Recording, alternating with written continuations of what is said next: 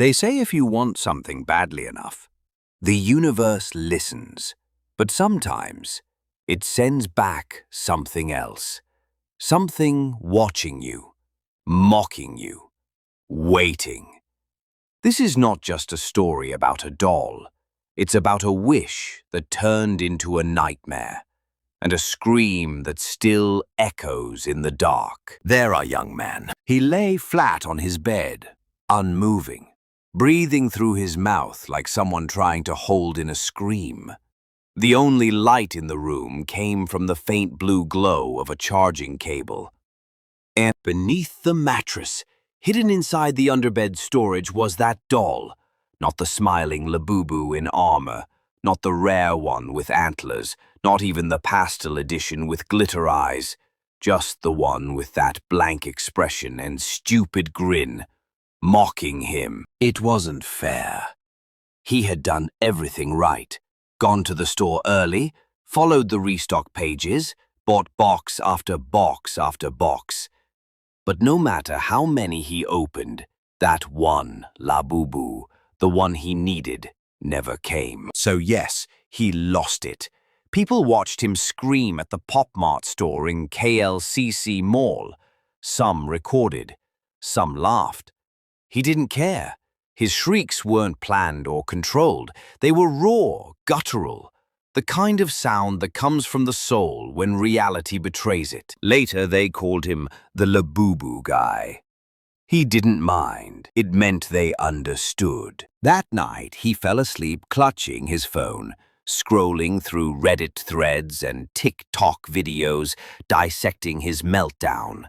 The book, The Secret, lay beside him, folded open on a chapter about manifestation through clarity of desire. He closed his eyes and tried again. Visualize, believe, receive. In his dream, he returned to the Pop Mart store, but this time the light inside was golden and warm, like a temple. He walked up to the counter, picked up a single blind box and opened it slowly.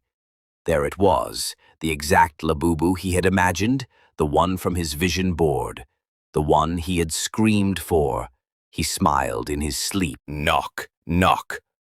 He woke suddenly. The room was silent, but the knock was real.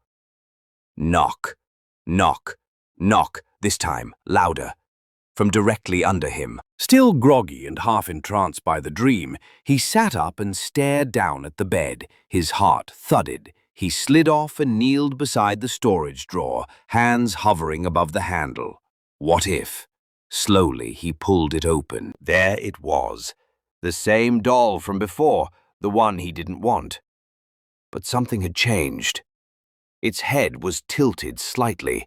Its eyes were wider, too wide, too aware. He leaned in closer. The doll's mouth began to move. Just a crack at first, then it opened fully. And from deep within it came a sound, not words, not anything human.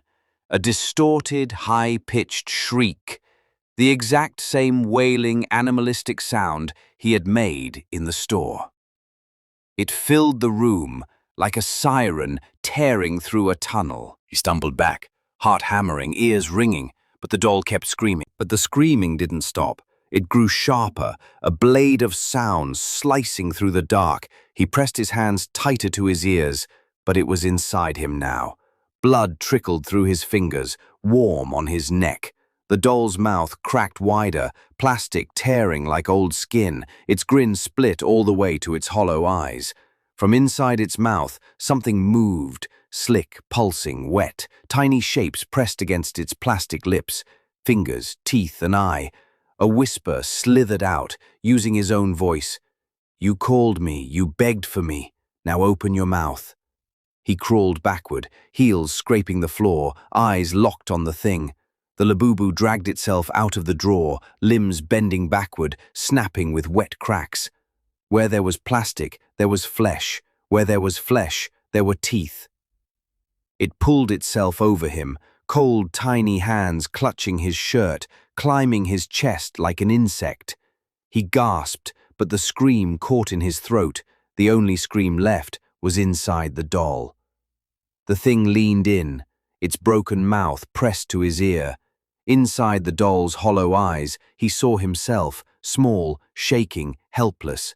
And then, in a final twitch, its jaw unhinged, wider than human, and it poured the scream back into him, raw and endless, filling the room with a shriek that rattled the walls. He tried to shut his eyes, but something behind them was already opening. In the blue, flickering light, the last thing he saw was the Labubu's grin, stretching across his vision like a crack in the dark. Then, silence. But only outside. Inside, the screaming would never stop.